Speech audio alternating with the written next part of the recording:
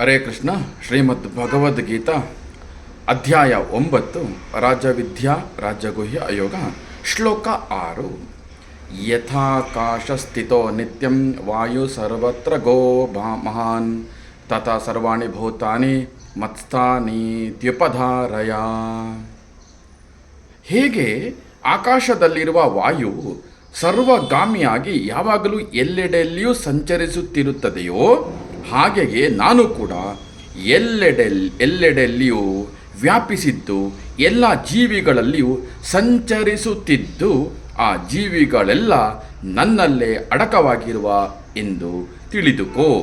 ವಾಯುವು ಸರ್ವವ್ಯಾಪಿಯಾಗಿ ಸರ್ವಗಾಮಿಯಾಗಿ ಸಕಲರ ಉಸಿರಾಟಕ್ಕೂ ಸಹಾಯಕನಾಗಿದ್ದರೂ ತಾನು ಸ್ವತಂತ್ರನಾಗಿ ವಾಯುಮಂಡಲದಲ್ಲಿ ನೆಲೆಸಿರುವಂತೆ ಪರಮಾತ್ಮನು ಸರ್ವ ಜೀವಿಗಳಲ್ಲಿಯೂ ಇರುತ್ತಿದ್ದರೂ ಆತನು ಆ ಜೀವಿಗಳ ಆಗು ಹೋಗುಗಳಿಗೆ ಬಾಧ್ಯನಾಗದೆ ಸ್ವತಂತ್ರನಾಗಿಯೇ ಇರುವನು.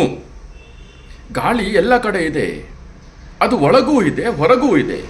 ಗಾಳಿ ನಮ್ಮ ಕಣ್ಣಿಗೆ ಕಾಣುವುದೂ ಇಲ್ಲ. ಗಾಳಿ ಈ ಆಕಾಶದಲ್ಲಿ ತುಂಬಿದೆ. ಹೀಗೆ ಭಗವಂತ ನಮ್ಮ ಒಳಗೂ ಹೊರಗೂ ತುಂಬಿ ನಿಂತಿದ್ದಾನೆ. ಆದರೆ ಯಾವುದರ ಲೇಪವೂ ಆತನಿಗಿಲ್ಲ.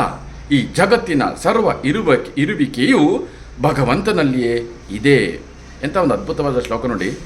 ದೇವರು ಮತ್ತು ಭಗವಂತ ಮತ್ತು ಭಗವಂತ ಮತ್ತು ಪ್ರಕೃತಿಗೆ ಹೇಗೆ ಒಂದು ಉದಾಹರಣೆಯನ್ನು ಕೊಟ್ಟಿದ್ದಾರೆ ಅಂತ ಹೇಳುವಂಥದ್ದು.